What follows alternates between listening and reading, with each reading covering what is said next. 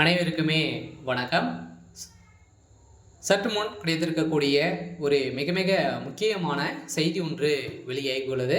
சற்று முன் திமுகவில் இருந்து செந்தில் பாலாஜி நீக்கம், பரபரப்பு, இது மாதிரி பார்த்தீங்கன்னா செய்திகள் வெளியாயிருக்கு. அனைவருக்குமே தெரியும், திமுக பார்த்தீங்கன்னா சமீப காலத்துலேருந்தே ஒரு மிகப்பெரிய பிரச்சனை இருக்கு இல்லையா? பார்த்தீங்கன்னா கரூரில் நடந்த சம்பவத்தின் அடிப்படையில் மக்களுடைய உயிரை 41 உயிர் இழந்த சம்பவம் பெரும் வரலாற்றிலேயே முதல் முறையாக பார்த்தீங்கன்னா ஒரு மிகப்பெரிய சம்பவம் நடைபெறுது. இந்த சம்பவத்தின் அடிப்படையில் திமுகவுக்கு ஒரு மிகப்பெரிய இழப்பு, ஒரு மிகப்பெரிய கெட்ட பேர் பார்த்தீங்கன்னா வந்திருக்கு. இது அனைத்துமே ஆதாரத்தோடு பார்த்தீங்கன்னா சிபிஐ விசாரணையில் தெரிய வந்திருக்கு.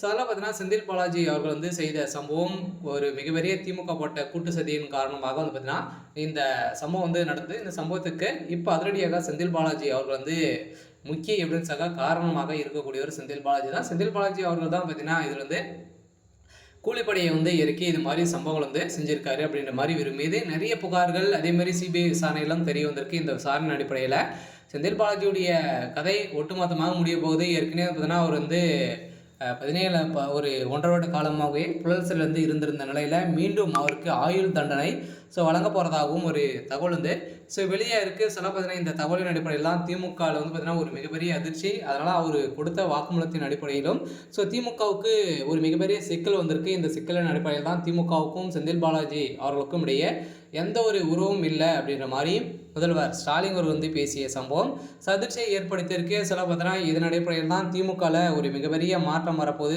செந்தில் பாலாஜி அவர்கள் ஏற்கனவே ஒரு 5-6 கட்சிகளுக்கு மேலே மாறி திமுக தான் ஐக்கியம் ஆகியிருக்காரு. மீண்டும் செந்தில் பாலாஜி அவருடைய ஆட்டத்தை திமுகவும் ஆரம்பிச்சிருக்காரு.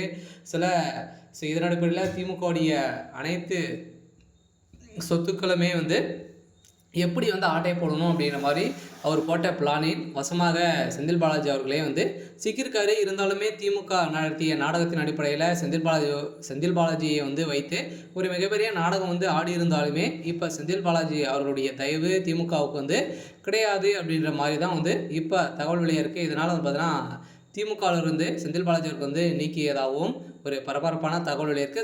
இதுக்கு மேலே உதயநிதி ஸ்டாலின் எடுக்கத்தான் ஒரு மிகப்பெரிய முடிவு.